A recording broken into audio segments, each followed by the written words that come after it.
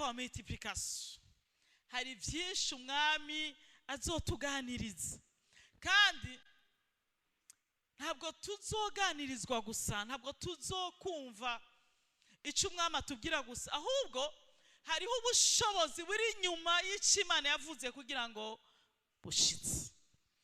Buriya kumva amajambo y'Imana mu buryo bw'ikidini nta bubasha. Ni nko kumva yandi majambo yose y'umuntu yagutera intege, umwana w'umuntu. Ariko ijambo ry'Imana rifite ububasha, kuko si ijambo ry'umuntu, ni ijambo ry'Imana. Rero kuko ari ijambo ry'Imana, Imana yamira inyuma yaryo kugira ngo yiheshe icubahiro.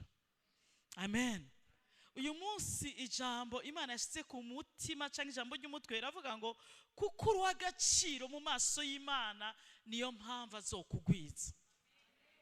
Kuko uri uw'agaciro mu maso y'Imana, niyo mpamvu azokugwiza, niyo mpamvu azokwagura, niyo mpamvu azoguha kunguka, kuko uri uw'agaciro. Unkundire ndakwibutse, ikigira umuntu kuba uw'agaciro si ubwoko bwiwe, si icyo yamaze, si ubwenegihugu bwiwe, si ibihinda afise, si n'akaranga kiwe, kuko ibyo bifise igihe kandi bigenda bitakaza ubwiza n'ububasha bwavyo uko ibihe bigenda bihindagurika. Akaranga umuntu aragatakaza, akaranga uko umuntu yagasobanura, kuko niyo mpamvu twese tudashaka kuvuga ngo ujya muntu ni mwiza. Umuntu wese afite uko abona ko umuntu wese ari mwiza. Ibyo wita akaranga umwana w'umuntu arabitakaza. Nayo iravuga ngo ubwiza bw'umuntu ni nk'ivyatsi bitotahara mu kanya gato bikuma. Ijambo ry'Imana rivuga muri Yesaya 40 ngo ubwiza bw'umuntu ni nk'amashugwe asa neza mu mwanya mutagakabirana. Uwari umunyenkomezi ejo umubone ejo mu myaka mike cyane yitunye atakibasha. Uwari umunyakaranga imbere y'abantu ejo umubona atagisa nk'uko yarari. Ubwoko, nationalite, ubwenegihugu, icyo umuntu yamaze kigenda gihindagurika bivanye n'ibihe, kuko ibihe bigenda biha agaciro kandi bikagenda biha agaciro ibintu uko ibihe bigenda birahindagurika.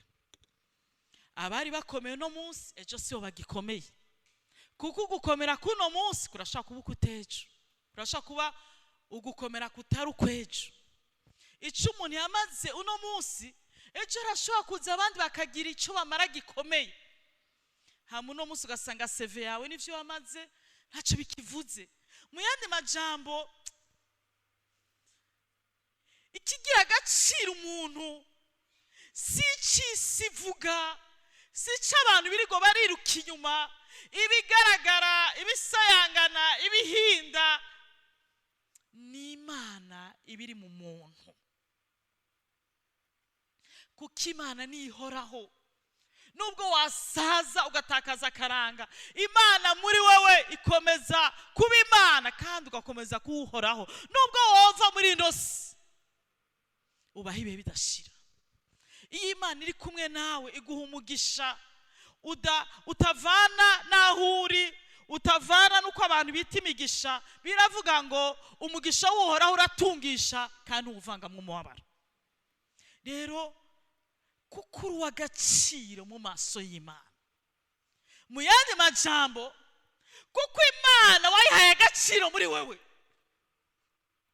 kuko wiyemeje, kuko wigiye inama yo guhoraho agaciro Imana mu buzima bwawe, ni nayo mpamvu Imana izokugwiza. Mu bisanzwe ikintu cyose kigenda kigwira, ikintu cyose kizima kigwira mu bwoko bwacu. On se reproduit selon son espèce. Ikintu cyose kiragwira bivanye n'ubwoko bwacu. rero kuko wahaye agaciro, kuko wahaye Imana ikibanza cya mbere, kuko wiyemeje kubahisha Imana no guhesha Imana icyubahiro, ni nayo mpamvu Imana izokwagura ikakugwiza, kuko nayo ifisemo inyungu.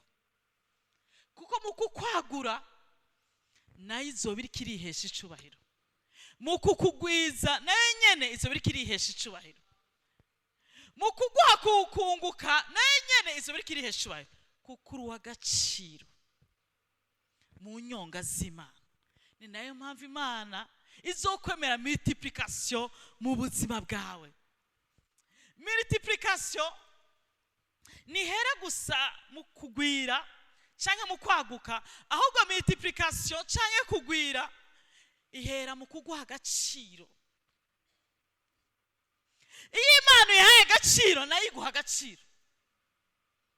Uyu mwaka wa multiplication hariho ubuntu bw'Imana tuzobona muri uyu mwaka buzoguha agaciro. Niyo mpamvu muri Yesaya 60 umurongo wa 22 handitswe ngo inkengegwa izovamwo igihumbi, usuzugiritse ukengegwa azovamwo igihumbi. Iri jambo muryumve neza, ntabwo riko ravuga gusa yuko umuntu azoba multiplier, azogwira akavamo igihumbi. Oya, niyo mpamvu havuzwe ngo inkengego. Si ico bivuga gusa, ahubwo ngo uwarakengeretse azongana agaciro nk'abantu igihumbi. Ndashaka unyumve, agaciro k'abantu igihumbi kazongana n'umwe, kuko uri uw'agaciro imbere y'Imana. Multiplication y'Imana iratangaje. Reka dusome mu gitabo cya kabiri cya Samuel igice cya 18.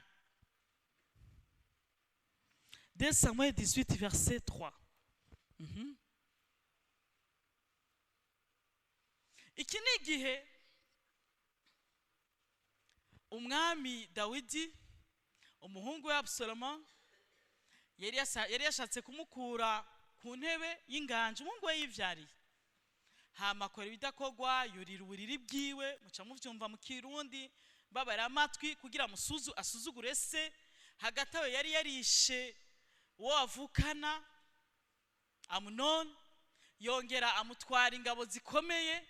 Noneho Dawidi asugerejwe impande zose, kuko burya intambara zo hanze y'ubuzima bwa wazigwana, ariko intambara zo mu nzu ziragwawe. Igihe rero umwana wiwe ubwiwe ari we yamuhagurukiye, ntivyari vyoroshe. Ubwo rugamba rwari rukomeye. Dawidi arahunga n'ingabo ziwe zose zirahunga. Haragera igihe rero bari mu buhungiro, ingabo za Dawidi azicamwo ibice ibihumbi, azigira inteko nyinshi kugira ngo zigende zigwane. Noneho Dawidi aravuga ati, na jewe nzojana namwe ku rugamba kugira ngo ngwane, kuko Dawidi yari umuhizi, yari umugwanyi, yari azi intambara. Kinaco yarashaka no gukingira umwana wiwe, kuko nubwo umwana we yari yamuhemukiye, agatima k'ubuvyeyi kamugumyemwo, n'umwana wanje, reka nkureho ubwo bugarariji, ariko mu rugamba ndamwereke ko nsinda, ariko ndamugwanirira. Ariko aho bari kumwaca mugirira amajambo, baramubwira ati, eka nitwojana natwe. Ingabo ziramuhakanira, bateka niwojana natwe, kuko naho tworamuka duhunze nibo bibabara. Dawidi, ntujane natwe, kuko nivyashika twaba impunzi ntawuza kutubabara. Nubwo turi ibihumbi bigiye guhunga, nitwaramuka tubaye impunzi ntawuza kubabazwa natwe. Si ico gusa, hapfuye kimwe ca kabiri cacu, naho nyene nibo bishira ku mutima. Turi ingabo nyinshi cyane, nihapfa la moitié naho nyene nibaza kubabara gose. Ariko wewe urengeye abantu 10,000. Ingabo zibwira Dawidi, ariko wewe urengeye abantu 10,000. Mu yandi majambo, Dawidi ntabwo wewe uharugwa nk'umuntu umwe, hopfuma hapfa 10,000 ariko wowe ukarokoka, kuko wewe warabaye multiplié. Wewe Imana yarakugwijije, yaguhaye agaciro karengeye ak'ibihumbi 10. Niyo mpamvu wowe tutemera kutabarana natwe mu rugamba, kuko niwapfa hazoba hapfuye abarenga 10,000. Uwo Dawidi ninde asumba ingabo 10,000? Dawidi yari nkengegwa. Dawidi yari ka gasore satibuka mu bana biwe. Haje umuvugishwa ngo aze gusuka amavuta ku bana biwe, se yazana abahungu biwe 7. Dawidi akamwibagira, akavuga ati baraheze abo gusukaho amavuta. Samuel akari wavuga ati none ko Imana yambwiye yuko mu rugo rwawe hari wo gusigwaho amavuta, hoba hari usigaye? Atego harakandi kari nyuma y'intama, harakandi katabikwiriye. Mu yandi majambo, antuka nimba muje kurondera umwami mu nzu yanje, harakandi katabibereye. Atako nyene nidufungura nitugira ico dukora katahageze. Dawidi ahageze, Imana iravuga ngo, erega Samuel yari yayimubwiye ubwa mbere, jewe sindaba nk'uko abantu baraba, kuko abana b'abantu bafise ibintu baha agaciro. Abana b'abantu bitegereza ibigaragara, bitegereza ico wamaze, bitegereza ibihindu ufise, bitegereza abawe, bitegereza aho uzobashikana. Abana b'abantu baraba nk'abana b'abantu nyene bafite amaso abiri, ariko jewe singira amaso abiri. Jewe ndi Imana, nitegereza ibirenze ibiboneka. Uyu niwe nashimye ko aba umwami, kuko afise umutima nk'uwanje. Bantu b'Imana, uyu mwaka inkengegwa izovamwo 1000. Urabona, gusobanura ijambo ry'Imana, ijambo ry'Imana ryanditswe mu Kirundi, ntiryanditswe no mu Gifaransa. Ijambo ry'Imana ryanditswe mu rurimi, mu ndimi zaho z'Igiheburayi, Ikigiriki, Ikirameni. Rero mu gusobanura hari igihe turonka amajambo umenga ari pauvre, kuko uri agaciro mu maso y'Imana, kuko uri agaciro mu maso y'Imana. Agaciro kawe kararengeye kure ak'abantu 1000. Mu maso y'abavyeyi biwe Dawidi yari nkengegwa, mu maso y'abamubona Dawidi yari nkengegwa, ariko mu maso y'Imana, kuko yari afise umutima nk'uw'Imana, Dawidi yari umweranda. Oya, Dawidi yari umuntu atamakosa akora. Oya, ariko Dawidi yari afise umutima w'Imana wo kwemera guheba ubuzima bwiwe kubw'ico bayiyemeje. Yari afise umutima nk'uwa Yesu Kristo wo kurekura ubuzima bwiwe, wo kwemera kugira icyo aheba kubw'amangajema. Yari umwizigirwa kugeza no kumva yotakaza ubuzima bwiwe. Uwo niwe Imana yagize umwami. Amaze kuba umwami, ingabo ziramuhakanira yuko bajana gutabara kugwana mu rugamba. Ziramubwira ziti, umva Dawidi, twebwe nitwahunga tukaba impunzi ntawe uzotubabara. Twebwe nihapfa meme la moitié bizoba bisanzwe, ariko wewe wowe urengeye ibihumbi 10. hariho agaciro abantu baha umuntu, ako gaciro abantu baha umuntu mu gihe kanaka, kuko ari abantu baba bamuhaye agaciro mu gihe kanaka barakamutesha, ugasanga uwari akomeye bamufata nk'imbwa ipfuye, uwari umunyakaranga, uwari atonye bamufata nk'uri inyuma y'uwapfuye, ugasanga monima cyangwa icibutso cy'uwapfuye gisumba agaciro ukiriho, kuko abantu bafise uko babona ibintu. hari agaciro abantu biha canke bemera bivanye n'ibihinda, ariko ibihinda birahera. hari agaciro abantu biha canke baha abantu bivanye n'abantu bamukikuje canke bamwemeye, ariko abantu uko nyene bakwemera, uko abantu bagukomera amashi nuko ejo baguhindurira, kuko umuntu uko ahinduka nuko aguhindurira. ibihe kujya bihinduka niko navyo biguhindurira, ariko agaciro Imana iguha nta muntu agahindura.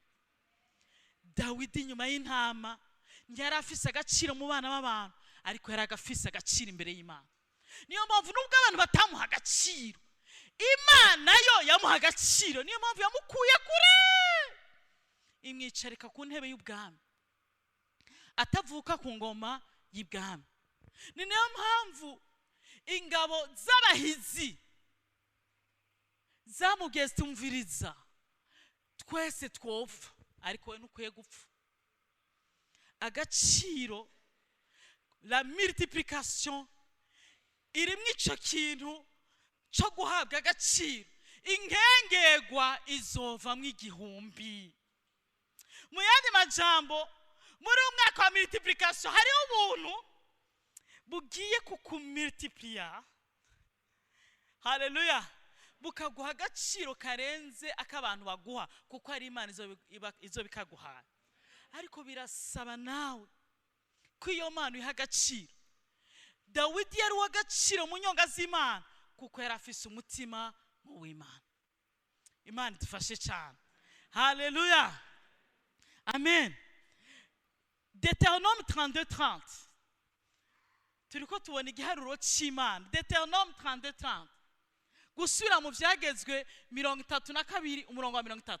umwe yoshobora ate gukinagiza igihumbi? Imana yariko, Mose yariko yibutsa Abisirayeli ati yewana, mwibuke neza mwebwe mwa bwoko bwa Isirayeli, mwibuke neza yuko umwe muri mwebwe yigeze gukinagiza abantu igihumbi. birabaho, birashoboka yuko umwe mu bwoko bw'Imana yokora ibirenze ibyo abantu igihumbi bokora. oh, ça c'est la grâce de la multiplication. hariho abantu mu buzima bwanyu mwamye mushaka abantu benshi babaha agaciro, mwamye murondera abantu kanaka babemeza canke babafasha kugera aho mugera. muri umwaka wa multiplication unyemerere ntange message prophétique. hariho ubuntu bisigura guhabwa ikintu udakwiriye. hariho ubuntu buzogushoboza gukora ibyo abantu igihumbi bakakoze, ugahabwa succès, ugahabwa intsinzi. ubundi yari kuri abantu igihumbi. kubera iki? Mose aribukije ubwoko ati umwe yoshobora ate gukinagiza igihumbi, na babiri kwirukana ibihumbi 10. murumva matematike y'Imana. ubundi nimba umwe yonesha igihumbi, babiri bonesha bingahe? 2. ariko Imana ntabwo ari Imana ya addition. bantu mwize mate, physique, iyindi niki shimiyo ikijamwo vyinshi. bantu mwize ibiharuro by'abantu biratandukanye n'ibiharuro vy'Imana. niyo mpamvu Imana ivuga mu cete ca mbere ca Petero ngo imyaka igihumbi imbere y'Imana nk'umunsi umwe. hariyo abantu baguma bavuga ngo wowe ngo twategereje kugaruka k'umwami wacu Yesu Kristo ngo imyaka irabaye imyaka irabaye imyaka. Ijambo ry'Imana kiravuga ngo ariko mwebwe nimubizi ko umunsi umwe imbere y'Imana ungana n'imyaka 1000. Erega Imana ntiharura nkawe. Imana ya multiplication. Imana irema igiti ikagitekeramwo imbuto zose kikagwira isi yose. Imana irema ikintu gifite ubuzima ikakibikamwo imbuto kigakwira isi yose. Imana irema umuntu ikamushiramwo imbuto akagwira. Igihe Imana yavuze ngo Aburahamu nzokugwiza ndakugira sekuruza w'amahanga, Aburahamu yari umutama, ariko kuko ari Imana ya multiplication yaremye imbuto muri we no muri Sara. Haleluya. Bahinduka sekuruza w'ihanga nini cyane. Umuntu umwe yakinagije 1000, umuntu umwe yakoze yanesheje abantu 1000. Babiri hakunesha babiri ngo acanesha 10,000. En Dieu de la multiplication. Bantu b'Imana, uyu n'umwaka wa 2025. Buriya 5 murazi sigura. 5 sigura grâce. 5 gasigura ubuntu. Uyu n'umwaka w'ubuntu. Hari ibintu byinshi biriko murabona bidakunda, bidafadika, bidashobotse, birimwo umwijima, birimwo umwiza. Bantu b'Imana, ntabwo ari jewe nayo bariwe gusa, kandi nayo babwira 30 n'abandi benshi barabivuze. Uyu mwaka uzo umwaka utoroshe, kuko n'umwaka umwijima uzoshaka gutwikira uhereye mu ngo zacu, mu miryango yacu, mwishingire no mu gihugu no mwisi yose nzima. Umwijima uzogerageza kuba mwinshi, ariko muhumure. Imana irekuye ikintu haba hari ubuntu Imana yatanze. Mu gihe cy'umwijima Imana yarekuye ubuntu. Uyu ni umwaka w'ubuntu, kuko umwaka w'umwijima nta kindi kiwushoboretse ubuntu bw'Imana buzuba kuri twebwe. Kandi uzo umwaka mwiza, uzo umwaka wo kugwira, uzo umwaka wo kwaguka, uzo umwaka wo kunguka, kuko ari umwaka w'ubuntu. Imana ishimwe cyane. Niyo mpamvu rero nta matematike nta calcul ngo nimba umwe akoze anesheje 1000 ngo babiri baneshe 10,000 muri multiplication, babiri ngo aneshe 2000 babiri bazonesha 10,000. Imana ishimwe cyane. Kubera iki? Iyo ca gitandara cawo atabagura, iyo Uhoraho atabagabura. Mu yandi majambo, icyaha insinzi ubwoko bw'Imana nuko igitandara arico Kristo Yesu cyari kumwe nabo. Bantu b'Imana, mu nkundire ndababwire, umugisha w'umuntu si biboneka, si bigaragara, ni Imana ibiri kumwe nayo.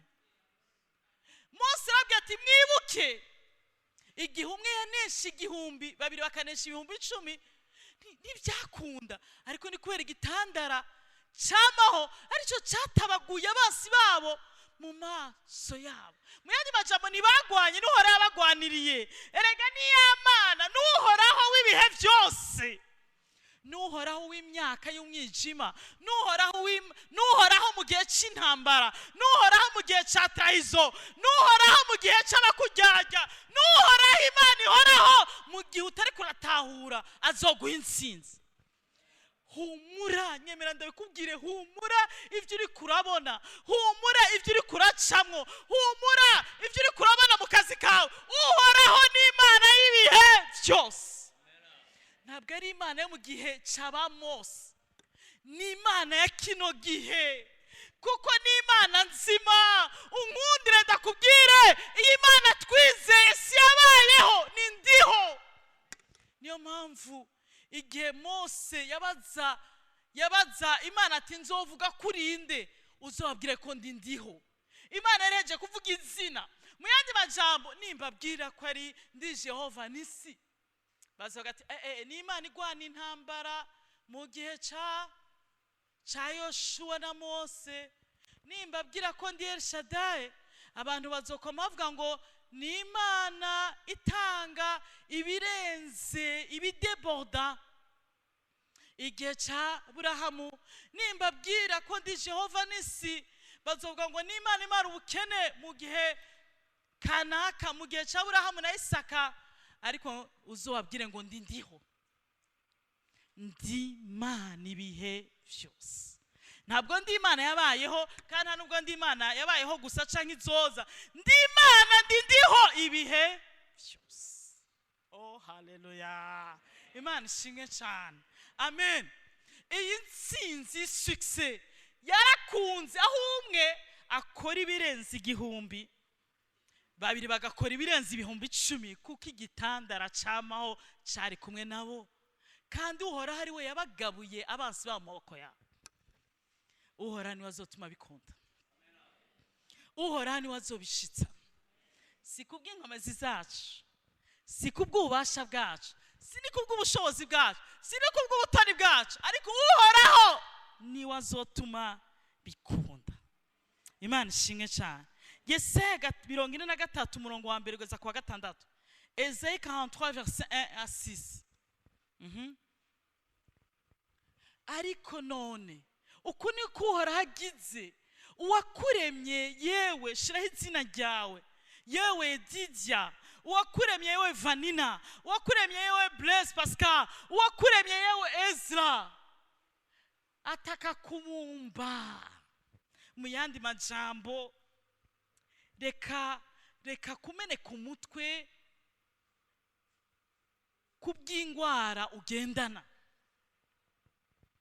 Hari uwakubumvye. Haleluya. Hari uwakubumvye. Reka kumeneka umutwe kubw'urugo rwawe. Hariho Data wa twese, se w'imiryango yose yo mw'isi yitirirwa. Reka guta umutwe kubw'ishengero. Hari umutwe w'ishengero ni Kristo Yesu. Mu yandi majambo, uri gikorwa canje. Haleluya. Uri gikorwa canje. Narakubumvye yewe muryango wa naka, ntutinye kuko nagucunguye, naguhamagaye izina uruwanje. Haleluya. Ntutinye kuko naragucunguye.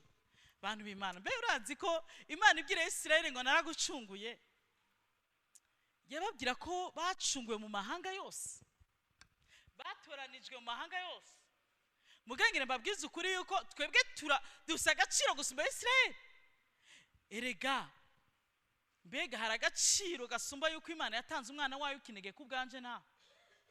Abantu bose arasuko bakwita wamberegwa, wamusambanyi, wamwicanyi, wamfuvyi we, wa muntu utize, wa mupfakazi we, wa mpunzi we, wa kijuju we, hari ibintu bakwita.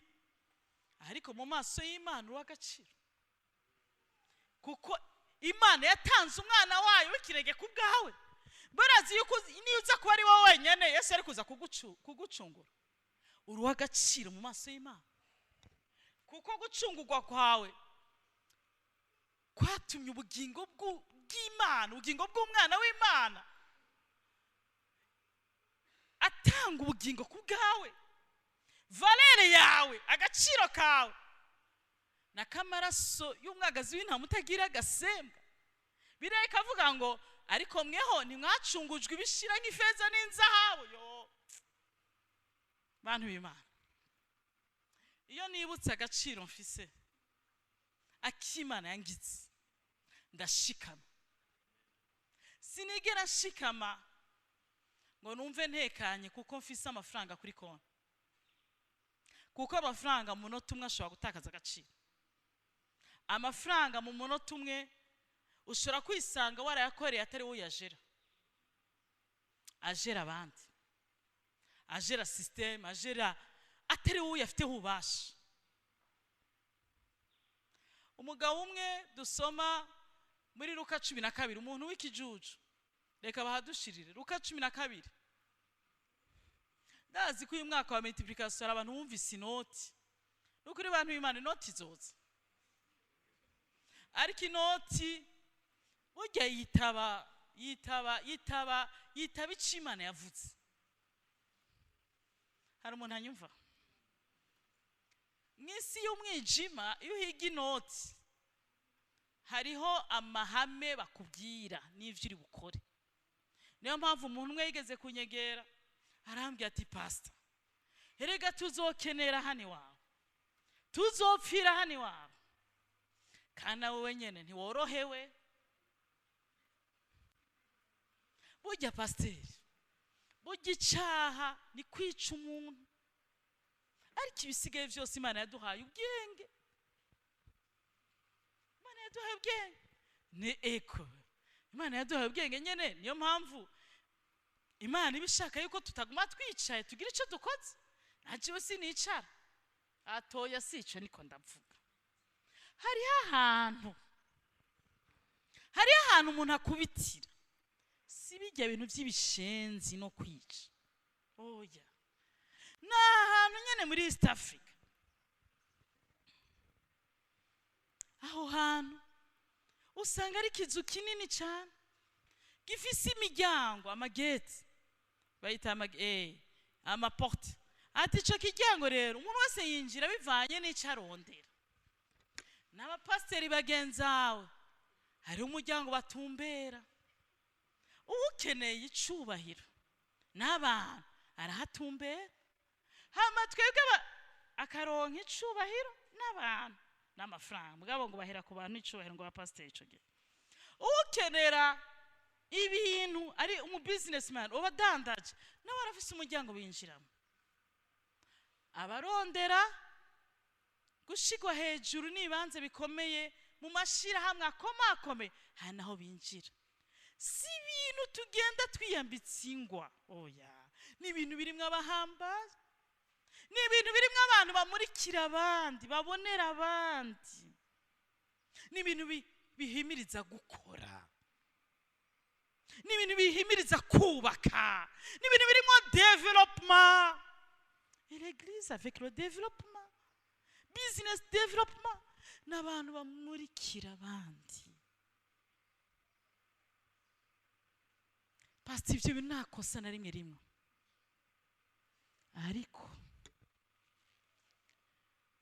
kuko hari ivyo watwinjijemo birasaba yuko undekura. jewe ndakurekuruje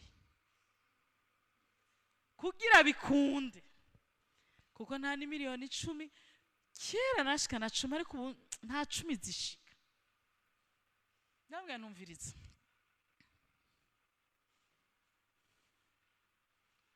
isi nibiyuzuye n'ivy'Imana yacu.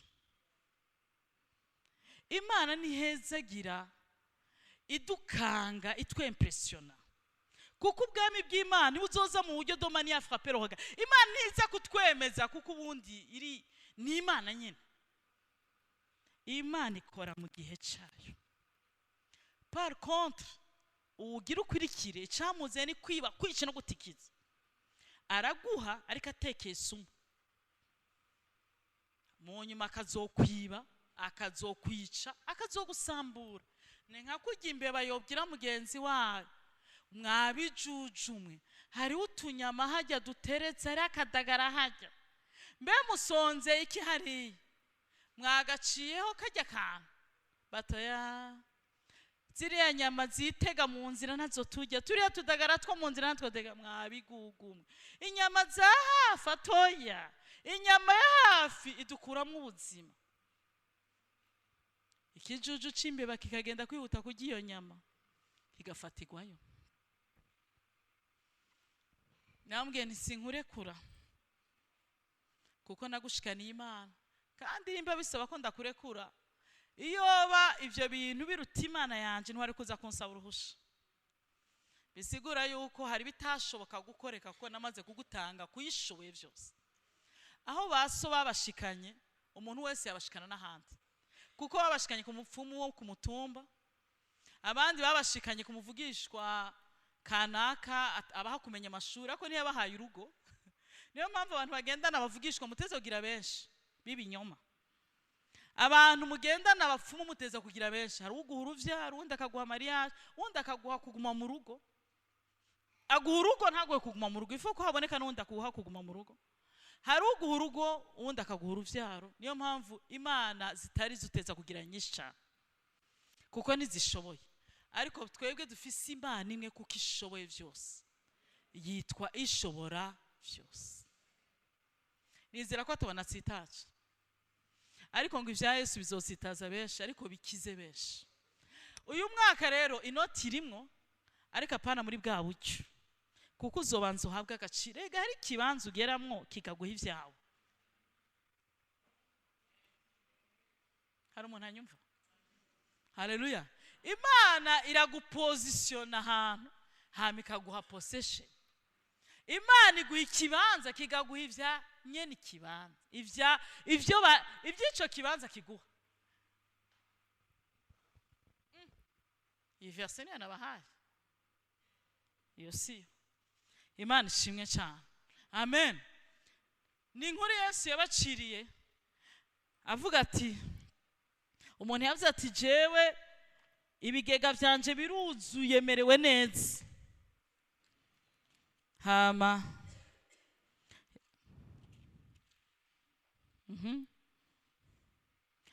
Guhera ku murongo wa 13 verset 13. Maze umuntu wo mwishengero ryari rikoraniye aho aramubwira ati, mwigisha, mbaririra mwene mama tugabure iragi. Hari ibintu vy'amaparcelle biragoye, nta bintu vya mwene mama ngaha, mubwire tunyarutse. Yesu rero bari bamubonye nk'umuntu aje kubaha amaparcelle, nkuko muri uno mwaka hari abantu bamwitezeho ibintu. Muha agaciro azobibakorera. Haleluya. Haleluya. Aramubaza ati, mbega wa mugabo, ninde yashizeho kuba umucamanza wanyu canke kubagabura ivyanyu? Kandi arabara ati, murumva mwirinde ukwifuza kose, kuko ubugingo bw'umuntu butava ku bihinda vy'ibintu atunze. Agaciro k'umuntu si bihinda, agaciro n'Imana ibiri kumwe nawe. Bantu b'Imana munyemerera ijambo ndarisubiremwo. Nta mugisha ubaho muri ino si nko kugira Imana mu buzima bwawe. Wagira abantu beza ariko ntibahoraho, wagira ibihinda bikagenda bitakaza agaciro, ariko umugisha w'Imana, kugira Imana niwo mugisha uhoraho, kuko ufise uhoraho mu buzima bwawe. Yesu iracabwira ati habaye umuntu w'umutunzi yari afise itongo rimera cyane, yiyumvire mu mutima ati, ndagira nte ko ntagiraho nimburira ivyimburwa vyanje. Ibintu byose birahinda, ibintu byose ndafise amatongo, ndabigenza gutya, ngira nsambura ibigega vyanje nubaka ibindi binini, abariho nimburira ivyimburwa vyanje n'ibintu vyanje byose. Meze mbwira umutima wanje nti, mutima ufise ibintu vyinshi bizohitira imyaka myinshi. Abwira umutima ati, ufise amakone menshi n'amafaranga menshi, ntazi deadline n'ubuzima bwiwe. Uko niko abasore bamwe bavuga ngo wa ndumuboga hariha ababoga babitseyo bakuruta ububoga. Uko niko umukobwa yiraba mu cirori. Uwo ni jewe ngezweho. Hariho abakuruta ubwiza bari hariya kandi bagusumba ubuto. Uko niko umuntu yitegereza amafaranga yiwe akayazingurura akayasubiramo. Hari abantu bakunda amafaranga. Burya ikintu kizogaragaza umuntu afise impwemu ya mamo yo gukunda amafaranga ntayakoresha. Ubundi amafaranga ni igikoresho cyo gukoresha. Umuntu akunda amafaranga aguma ayadoha, aguma yasenga. Mbega buriya kuri konti fisa ngaha ndabirahewe, mbega muhiri wanje fisa ngaha, mbega muri hahandi hari utudorari tunga, ugasanga buri munsi hagukontampla Imana, uri kuraba ivyo ufise kandi urabibitse utazi nawe udashoboye kwibika. Warashaka kubika udashaka kwibika, ukwiye kubika nivyo, nanje ndashikira kubika, ariko ukwiye kumenya ko ubuzima bwawe mu kiganza c'Imana. Nimba wowe rero ubuzima bwawe mu kiganza c'Imana, n'ivyawe bike mu kiganza c'Imana. Hari umuntu anyumva? Hari umuntu ariko arantahura? Imana iramubwira ati wagipfuwe, muri iri joro nyene utarakora vya bigega barakwaka ubugingo bwawe, none ivyo wiziganirije bizovyande. Niko umuntu yishingurira, niko amera, atari umutunzi mu vy'Imana. Uyu ni umwaka wo gutunga mu vy'Imana. Basore mufise inzozi, agaciro kab'Imana, ivyo mufise mubishire kuri balance y'ubwiza bw'Imana, icubahiro c'Imana. Nimwabona ibihinda muronse bizoruta Imana, bizoba bigire bici. Tugaruke muri Yesaya 43 turangiza. Esayi 43, aho twariko turasoma, ntutinye, naguhamagaye izina uruwanje, uri propriété privée yanje. Bantu mwumva mutagira banyu, Imana iravuga ngo uruwanje. Amen. Niwaca mu mazi nzoba ndi kumwe nawe. Mu yandi majambo, nivyashika ukisanga ugira usome nturi, ugira utwagwe n'ibibazo. Hari igihe umuntu ahura n'ibibazo, none hagasanga ameze nk'umuntu ari muri piscine atazi koga, ariko ibibazo ariko arabimira. None usike uduza amaboko, urabona umuntu ari muri piscine ntasubira kumenya abazi koga n'abatazi koga, asigara aduza ukuboko. Hari abantu rero ibibazo basobanura ibibazo bagasigara bagira ngo batabazi wari wese. Humura, niwaca mu mazi agira kumiri, uhoraza bari kumwe nawe. Niyo mpamvu utazosoma nturi.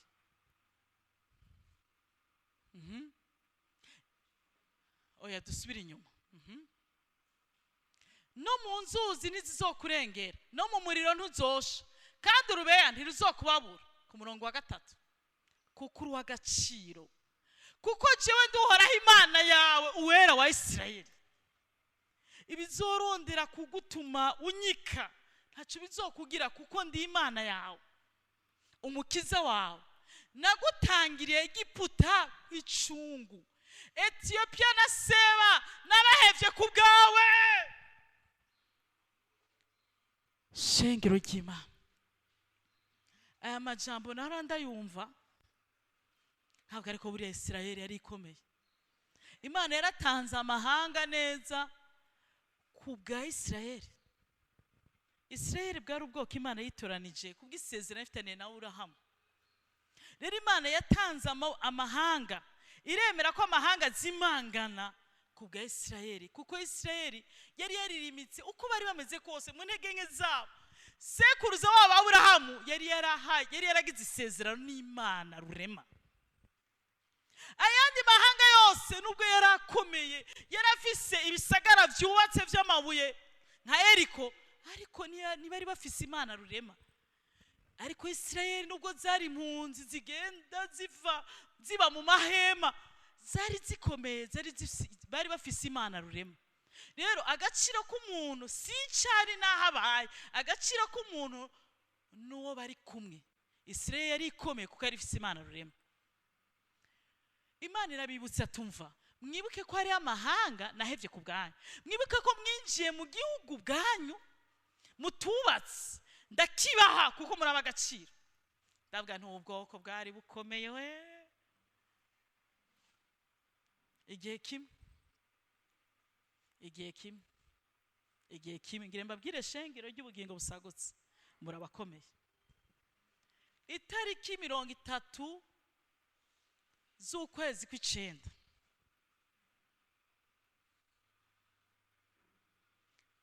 wari umunsi wo gutegura ijyanyuma kino kibanza Imana yaduhaye, kugira itariki 1 z'ukwezi kw'icumi tuhinjire,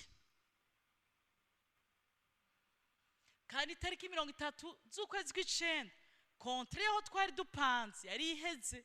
Kandi kuko Imana ari Imana y'amahoro, twategezwa kubasubiza nk'uko twari twarabisezeranye, yuko naho twobura aho tuje tuzoba ishengero alinye ariko dukwiye gusubiza aho twari turi kuko imana yacu atari imana y'induru ari imana y'amahoro. Itariki 30 z'ukwezi kw'icenda saa 3 z'igitondo umuntu arantelefona arambwira ngo ntimuzohinjira, ntibikunda, ntibishoboka. Twari mu gihe turiko twiga gushima Imana ibihe vyose. Ndavuga nti iri jambo rigire ritangure gukora kuri twebwe abarongozi. Ko Imana ivyemeye yuko inyuma yo kuronka credit no gutangura kwishura credit, n'inyuma y'ibikorwa vyose abantu bitanze bamaze gutanga hafi 100 million kugira bahatunganye hano, Imana ko yemeye ko tutahinjira, irashakira ubwizigirwa bwacu imbere yayo, yuko tudapfana n'ivyiduha ahubwo dupfana ico dupfa iciri. Kuko Imana ni Imana yaduha ivyo dushaka, ni n'Imana yabitwaye, kuko ico dupfana si ikiduha n'iciri. Niyo mpamvu umunsi umwe Petero abwiye Yesu ati no kuvaho nkajahe ko ari wo mutsima w'ubuzima. Uwurya imitsima arongera agasonza, ariko uwurya umutsima data atanga ariwe Kristo Yesu amari ntiyongera gusonza ukundi. Ndavuga nti mbwira Diakroska na Diakresta bari mu rugendo kura umwana, ndabwira nti ntibikunze ejo ntituzokorana, tuzokoteshe kamera. Imana yari bwaduhe kamera yacu, tuzokoteshe kamera abarimvyi bake baze mu nzu, hama turirimbe duhimbaza Imana, dushima Imana. Umwe mu banyumvise atari baravuga ati benshi bazotuvako, bazomenya ko atamana iri kumwe natwe, bazomenya ko Imana itaguhamagaye. Ndavuga nti bazotuvako bazobara bakwiye kutuvako, ahubwo Imana yavyemeye kugira batari bo batuveko, kuko abafise isezerano n'Imana yabo hano muri kino kibanza bazohaguma, kuko ntibakurikiye umuntu bakurikiye Imana. Tuzobigenza uko aho mbibwiye bati nuko nyene pastor Imana ihabwa icubahiro. Mejeje kuvuga aya majambo nza numva ijwi audible ukuntu kuri ngo kuko wabaye uw'agaciro mu nyonga zawe. Shengero ry'Imana, wagiye ikintu umuntu wese azovuga azokibazwa. Ndakubwire wewe simbwira Abundant Life Church yose, unyumve nguko watonze ishengero uno munsi muri eglise. Imana ni Imana, Imana ni Imana nzima, Imana ni ndiho. Iyabaye fidele igihe c'Aburahamu nizokubera fidele wewe. Iyabaye inyizigirwa igihe ca Isaka nizoba inyizigirwa mu buzima bwawe. Iyabanye na Yakobo mu bihe bigoye aciyemwo, niyo Mana izobana nawe mu bihe bigoye. Humura ivyo uhura navyo, humura ivyo ucamwo vyose, humura ivyo uri kurabona, ntibihindura ico Imana iri mu buzima bwawe, kandi bibuza gukora kw'Imana mu buzima bwawe, kandi bizohindura ubwizigirwa bw'Imana mu buzima bwawe. Yo ngo kuko uri uw'agaciro mu nyonga zawe, niyo mpamvu ngiye gutanga nawe Ethiopia, ngiye gutanga ku bwawe ejo murinjira.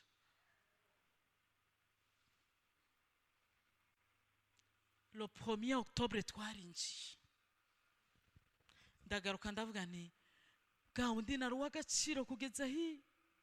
Ndavuga nti mbega buriya Israeli y'agaciro, mbega Abundant Life Church burya turaba agaciro imbere y'Imana kugeza hi.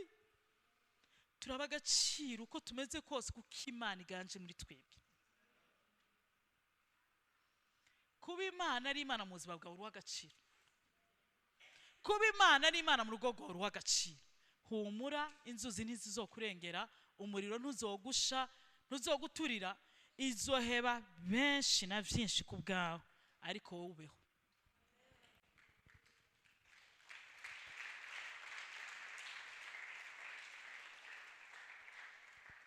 Dimension ya mbere ya multiplication ni hauteur. ni gutoneshwa, ni kuw'agaciro. Inkengerwa muri mwebwe n'abasuzuguritse muri mwebwe, uyu mwaka muzoheza mwikanga nka Ezra, mbega jewe mvundurutse mvahe, uburyo nahageze nta muntu yahangejeje, none jewe ntogwa nkandi. Inkengerwa izogira valeur nk'ibihumbi. Hari ivy'Imana izoheba ku bwawe kuko uri uw'agaciro. Uri uw'agaciro apana yuko ufite akaranga n'ibintu n'abantu, nuko Imana ifite agaciro muri wewe. Imana ibahezagire.